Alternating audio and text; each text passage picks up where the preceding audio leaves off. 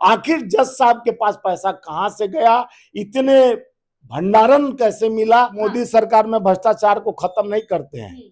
और आज अन्याय से अन्याय कैसा हो रहा है ये देखने का जरूरत है और जानने का जरूरत है। हमको फंसा, कौन फंसाने वाला है? आपको कौन फंसाएगा भाई? आप तो जज है, आपको फंसाने का, आप दुनिया को न्याय दे। करोड़ों का नोट जल गया, आंकड़ा में नहीं था, कैसे आया? इतना तो सवाल जज साहब खुद ही, माननीय सर्वोच्च न्यायालय ने भी संज्ञान लेते हुए जो वीडियो जारी करना था उस दिन वीडियो जारी नहीं किया गया। लेकिन नमस्कार, मैं आपके साथ रितेशना मंगवाना। देखिए, जस्टिस वर्मा यानी कि यशवंत वर्मा पर जिस तरीके से लगातार आरोप पे आरोप लग रहे हैं कि उन्होंने 15 करोड़ जो कैश है वो उनके पास कहां से आया, और जिस तरीके से उन्होंने बता रहे हैं कि जिस वक्त ये कैश मिला अग्निकांड के बाद, जब उनके घर में आग लगी, तब ये 15 करोड़ कैश बरामद हुआ। उस वक्त जो है जस्टिस यशवंत वर्मा वो घर पर नहीं थे, उनकी पत्नी भी नहीं थी, हालांकि उनकी बेटी और माँ उस वक्त घर में ही थे।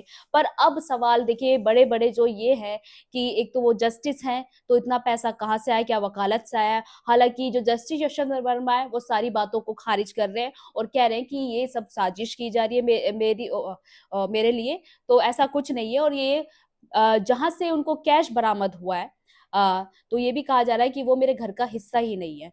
तो हमारे साथ स्वामी जी हैं, कांग्रेस के बड़े नेता है, सीधा से बातचीत करेंगे किस तरीके से पूरे मामले को देख रहे हैं। स्वामी जी, हाई कोर्ट के वकील के घर से अग्निकांड, वकील नहीं, सॉरी माफ कीजिएगा, हाँ मतलब हाई कोर्ट के जो जस्टिस है यशवंत वर्मा, उनके घर से 15 करोड़ कैश बरामद हो जाता है। फिर उसके बाद वो कहते हैं कि 15 करोड़ है वो कहाँ से आया, मुझे पता ही नहीं है।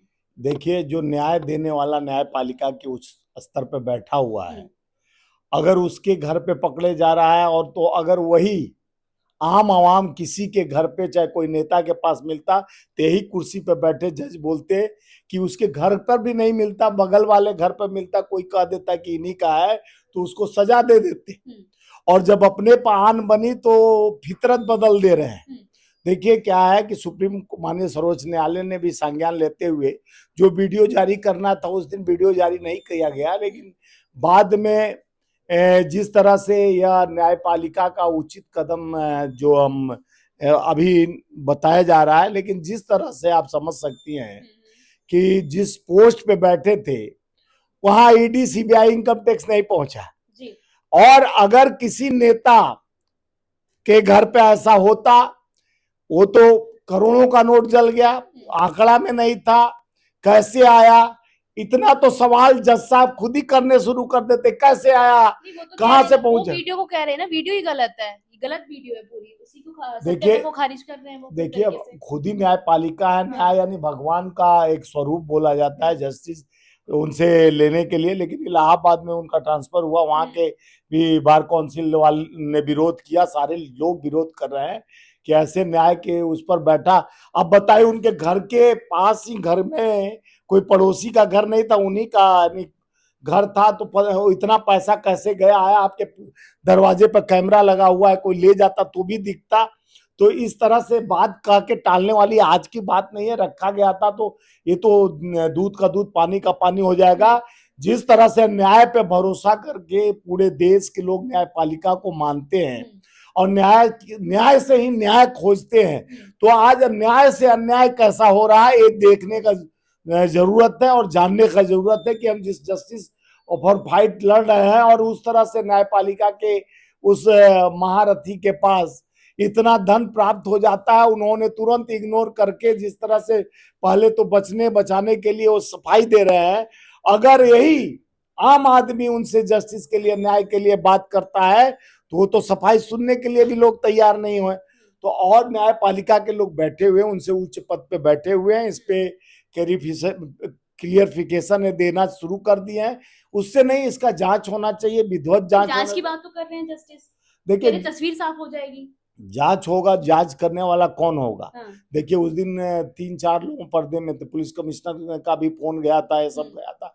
जिस तरह से जाल रचा गया है, ये कहते हैं हमको फंसा, कौन फंसाने वाला है? आपको कौन फंसाएगा भाई? आप तो जज है, आपको फंसाने का, आप दुनिया को न्याय देने के लिए बैठे हैं, आपको फंसाने वाला तो आपको, आपके साथ साजिश हो रहा है तो आपको नहीं पता चल रहा है किस तरह का साजिश हो रहा है? तो ये बात बताने वाली बात है, कोई साजिश नहीं है। पकड़े जाने के बाद सब कहता है कि फंसाया नहीं जा सकता, फंसाया तो किसी को जा सकता है कुछ दिन में। तो वही तो बात कर रहे हैं ना जस्टिस यशवंत राम को फंसाया जा रहा है। नहीं नहीं, फंसाया जा रहा है यहाँ, लेकिन जिस तरह से आग लगा उनके घर में, आग लगने के बाद आज जलीय नोट का भंडार मिला, तो ये देखने को पता चला कि कहाँ से आया। ये कोई ले जाएगा, एक लाख 2 4 5 लाख की बात नहीं है, 15 20 की बात है। और ले जाना लाना, कोई ऐसा किया होता तो उनके घर पे सुरक्षा व्यवस्था है, गेट पे सुरक्षा व्यवस्था है और कैमरे लगे हुए हैं, तो आने जाने वाले तो पता चलता कि कोई उनके साथ साजिश कर रहा, तो कुछ ना कुछ क्लू दिखा। अब कहाँ क्लू दिखा, वीडियो यानी सारा चीज को, साक्ष्य को मिटाने का कोशिश किया गया, लेकिन यह बात कहीं ना कहीं उठ के सामने आई, तो उस पर जांच तो होगा ही, और जांच होगा, पता भी चलेगा। देश को न्यायपालिका से उम्मीद है, और न्यायपालिका के उस पद पर बैठे लोग अगर इस तरह का उनके पास पैसे का भंडारण मिलता है, नोट का भंडारण मिलता है, तो आप समझ सकते हैं कि आज हमें उस जीवन के हर उस मूल्यांकन को इससे लड़ना है, जानना है। तो ये न्याय से लड़ने के लिए नहीं कोई लड़ रहा है, न्याय से न्याय मांग रहा है कि अगर ऐसा हुआ है तो इसका जांच होनी चाहिए। और जज साहब के खिलाफ अगर ये होता है तो उनको भी रद्द हो जाना चाहिए उनका। जस्टिस यशवंत वर्मा ये भी कह रहे हैं कि जितनी भी ट्रांजेक्शन होती थी मेरे घर में या मेरे परिवार के सदस्य जो भी ट्रांजेक्शन करते थे वो यूपीआई वगैरह से होती थी या बैंक से होती थी। इतना जो कोई कैश तो रखने का प्रावधान नहीं है ना, उतना कैश कोई घर में नहीं रख सकता, कोई बिजनेसमैन तो है नहीं कि इनका टर्नओवर इतना है। वो तो जज है, इनके घर में कैश कैसे आ गया? वो तो आजकल यूपीआई से सारे लोग कुछ भी मंगाना है, खरीदना है, सब आजकल डिजिटल इंडिया हो गया है, डिजिटल पैसा का लेन देन करता है। लेकिन इतना कैश मिल जाना एक जज के पास, ये बहुत बड़ा जांच का विषय बनता है। आने वाले समय में जिस तरह से विश्वास करके लोग जज के ऊपर सवाल नहीं खड़ा कोई करता था, आज स्वयं में एक सवाल बना हुआ है। ये सवाल कुछ पूछता है, कुछ जानता है और जानना चाहता है भारत का हर नागरिक, आखिर जज साहब के पास पैसा कहां से गया, इतने भंडारण कैसे मिला? यह सवाल देश के हर न्यायपालिका से खड़ा करता है कि अगर न्याय के देवता के पास, न्याय के उस संचालक के पास अगर धन और नोट का बंडल मिलता है तो उसकी भी जांच होनी चाहिए, सच सामने आना चाहिए, सच का सामना करना चाहिए। यही सबको यानी पूरे देश के 140 करोड़ जनता का भरोसा है कि सच्चाई का वो दामन पर जो लगा हुआ है उनको। मोदी जी सरकार है तो भ्रष्टाचार पर वो लोग कदम उठाते रहते हैं, कहते हैं भ्रष्टाचार को जड़ से खत्म करना है। तो मोदी सरकार में भ्रष्टाचार को खत्म नहीं करते हैं।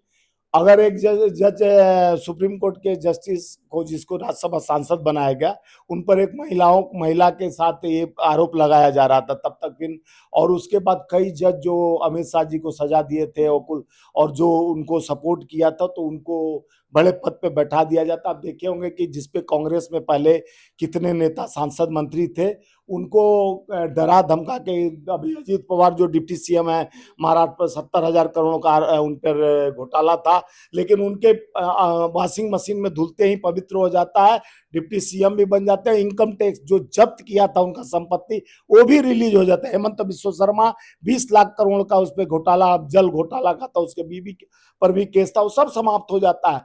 चाहे तमाम नेता, अजीत पवार, छगन भुजबल, नारायण राणे, मुकुल राय, ये तमाम भ्रष्टाचारी, अशोक चौहान, ये जितने भ्रष्टाचारी कल तक थे, उनसे यारी हो जाता है। मोदी जी का भ्रष्टाचार वही खत्म हो जाता है।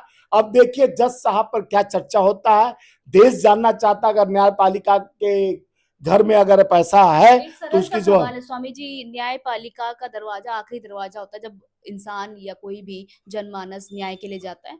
तो अब न्यायपालिका पर या किसी भी जस्टिस पर या वकील पर जनता विश्वास कर पाएगी? अगर इस तरह का बात होगा तो विश्वासघात होगा जनता के साथ। जनता इस न्याय पर कैसे भरोसा करेगा जो जिस न्यायपालिका के घर में ही भंडारण मिलता है नोटों का, तो कुछ न कुछ कहीं ना कहीं धुआं निकला है, आग लगी है तो धुआं निकल रहा है। यह बात, सच्चाई छुप नहीं सकती बनावट के वसूलों से, और खुशबू आ नहीं सकती नकली विचारधारा, नकली बातों से। अब सच्चाई का आईना दिखाने के लिए देश के सर्वोच्च न्यायालय के पास ये सबूत के साथ पड़ा हुआ है। अब क्या होता है आगे आपके साथ देखेंगे। देखना यही होगा कि जस्टिस यशवंत वर्मा अपनी तरफ से अपने बचाव में काफी कुछ कह चुके हैं कि ये घर का हिस्सा ही नहीं है जहाँ से कैश बरामद हुआ है, और जितनी भी ट्रांजैक्शन होती थी वो यूपीआई से या बैंक से होती थी। पर अब देखना ये होगा कि जो सीबीआई जांच होगी उस पर जो कमेटी बैठेगी, कितने वो सच्चे साबित होते, कितने ईमानदार साबित होते। हालांकि तब तक उन वो कोई भी कानूनी कार्रवाई या कोई भी केस नहीं लड़ सकते, उन्हें रोका गया है। मैं आपके साथ रितेश नवंगवाना।